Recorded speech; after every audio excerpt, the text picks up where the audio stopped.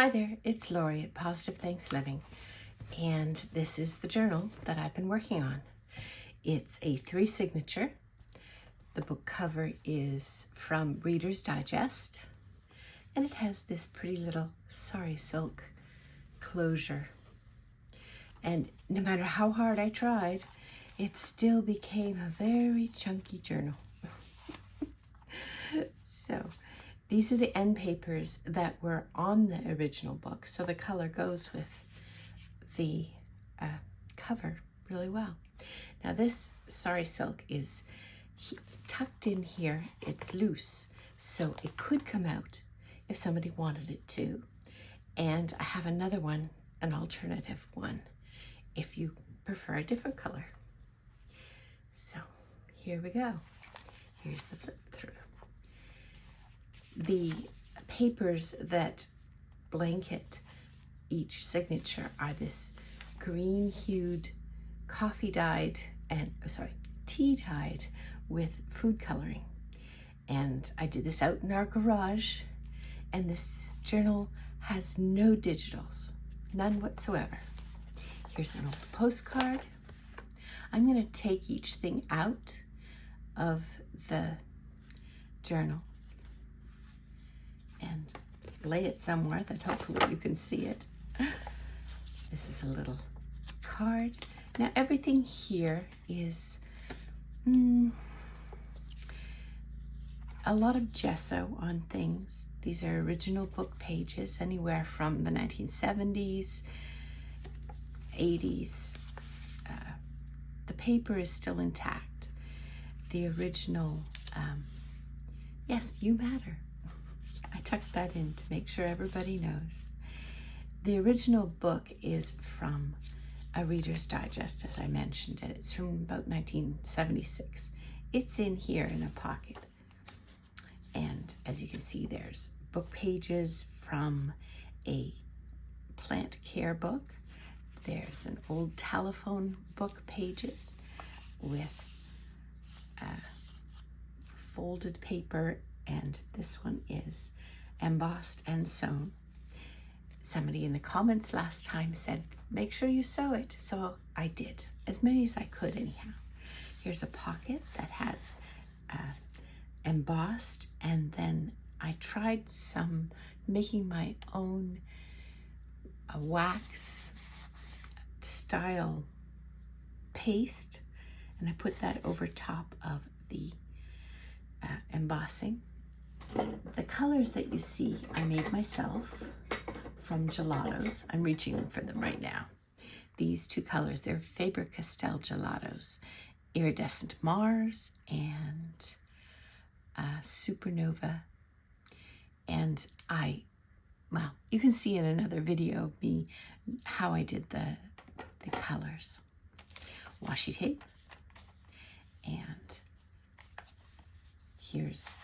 this one was from an encyclopedia, Desk Encyclopedia of Health, and I covered up the health parts because, yeah, not necessarily appropriate to have in a lovely journal. Here's some more journaling cards from the original pages of the book, and I put some gesso over top, and pictures from the houseplant book.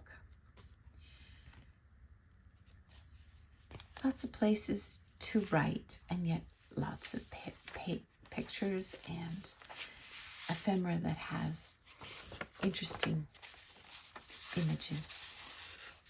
More of that embossed and gessoed pages. Yeah.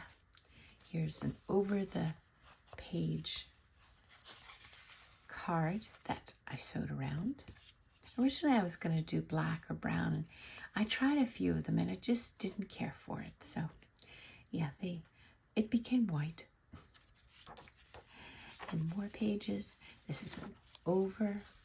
This was from a napkin onto freezer paper. You can just iron it on and it sticks. The freezer paper, the kind that has a sort of waxy surface. And a little booklet. There it is. There's the original opening pages of the Reader's Digest condensed book. This one is somewhere, it tells you the date. So 1976.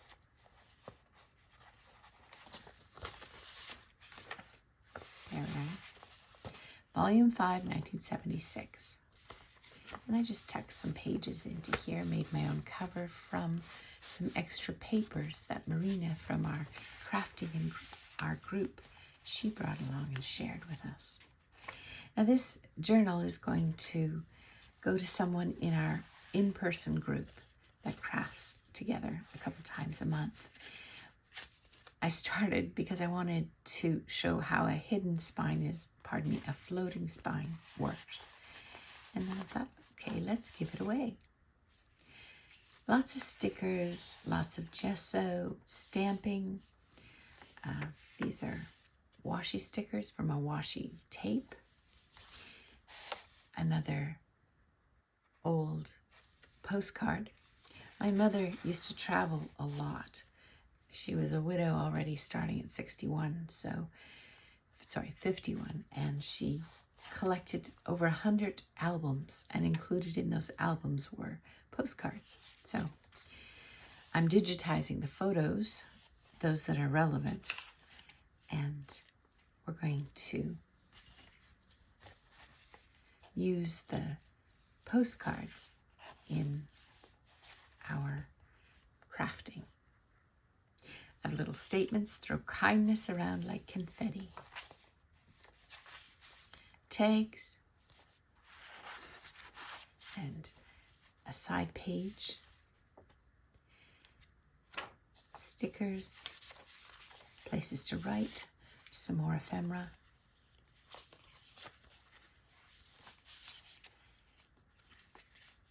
This thing turned out really well. I'm pleased with it, considering no digitals at all. And a lot of these items are from our crafting in-person group, and I've just used them in this journal to pass it along. Many of the tags, most of them, I go so far as to say most of them, are sewn. I have this old sewing machine. When my daughter was born, I got it. So it's more than 40 years old now. And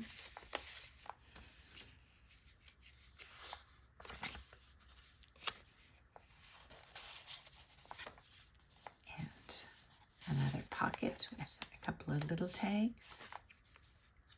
Tags? Would you call them journaling cards? Tags. This is a tag.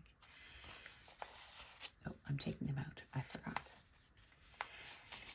These are just two of the images from the houseplant book, and I thought whoever receives this can take the opportunity to use it as a journaling card, glue it down on something, whatever that person wants to do. This has gesso on it, and then I rubbed more of the, oh, hang on, these things, and a pocket. So there is the first two of the signatures. The third signature, radiate positivity. Lots of this particular washi tape, and I'll show you later what it is. Oh, you can hear the sound. It's we're taking care of our kid's dog. So usually I don't have a dog in the house, but she is here, and I'm enjoying her very much. But yeah, the clickety-clack of her nails, you can hear it. This is, of course, the one time that I decided to do extemporaneous journal, speaking as I go. I figured I should be able to do this, just speaking, and oh, she's leaving again. I'm boring. Her name is Pixel. Our son started a video business when he was just a teenager, and it grew into a business-to-business video company. So when they got the dog, they decided to call her Pixel, like, you know, pixels of a old television or photo or whatever. Stickers and washi. and a little bit of statement. So yeah, just building this journal has been fun. I'm looking forward to gifting it to someone. Choose to see the good stuff. Yep. This here white is the gesso, and I left some that was a little bit raised and then covered it with the gelatos, and it creates an interesting texture. Next week I'm going to start a series of more than 27 techniques, and I'm going to try and make it a very short tutorial of junk journaling techniques. The first one will be about gesso. I've been doing some serious research about gesso so that we can all learn a little bit more, a few more techniques. So that's coming next week. I've played with gesso for this journal. So these are just some extra bits and pieces for the person that gets the journal. And I have another book that I'll show you at the end. So there's a page. I made this in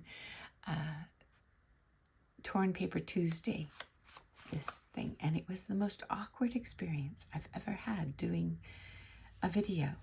But I left it exactly as it was because I figured it's real life. It's stuff that we all experience. And, yep, to affirm all of us the days that just don't go well. I'll link below or at the end to that video. Live, create, tell the story. So this journal is a hybrid of a botanical houseplant specifically and travel. These pages are from Marina. She brought them a bunch of stuff along to our in-person crafting group. So I decided to make just a little writing journal here. And this brings us to the end. Now this was originally the front end paper, you know, the one that goes on this side. I cut them both out so that the color would be cohesive. But the way it was raised here, so I decided to put it in the back. They're both raised sides. And that's it. I didn't do anything special on the front of the journal. I figure whoever gets this can have some fun with that. But it does have this sari silk closure and an option for another one. That one here, if the person wants to replace it. I like making things personalized when I make journals for other people. When I make it for myself, obviously I choose exactly what I like. But here we are, 3 signature journal with a hidden spine. I'll show you. There's a video also about the hidden spine that I made, the difference between a hidden spine and a floating spine.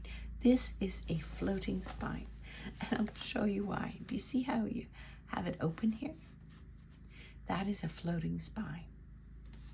If you want to know more about the two kinds, there's a video. I'll link it below and at the end of this video. So there we go. We have the journal finished. We have sewn ephemera, tags mostly, and over the page edges, this is a piece of seam binding done by two sisters journaling. Right now their shop is on hiatus, but whenever I want crinkled and dyed seam binding, I go to them just because they do it much better than I can. I have some more pieces of this lace, and I think I'm going to put it on just to hang. Like here probably, I don't know, we'll see. And then this is a laminated pouch that Tracy made, and I decided to include some extras. I added washi at the back that can easily be removed and used in the journal because, of course, it's laminated, the pouch, and papers and things like that, extras. Do you like receiving extras when you buy a journal? I do, because then you can sort of add them to, they're color coordinated, you can add them to the journal. But no. Tracy had us choose whichever pouch we liked, and of course this worked for what I was doing. So it's Lori of Positive Thanks Living. This is a journal I made in the last few weeks, and it's going to go to its home shortly. Take care. Bye for now.